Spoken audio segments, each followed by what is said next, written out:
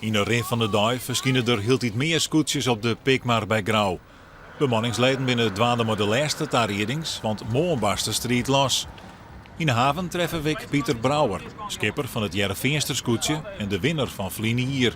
Hij kan net wachten om los te gaan. Maar nou ook zo 4 wijzen. Het is het voorseizoen weer lang. Het is vrij let het ziel dit hier. En ik ben nou maar voor mij wel wezen. Grote vraag is vanzelfs wat er dit jaar de meeste kans maakt om er maar de titel van terug te gaan.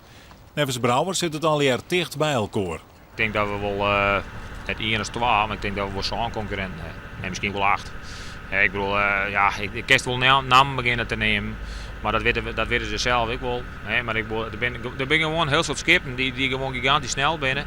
En dat hoop ik dat wij er ook bij hebben. De organisatie had alles op een rit. Je wordt binnen de scootjes nog 1 keer controleerd en al jaar voldoen ze onder reglementen.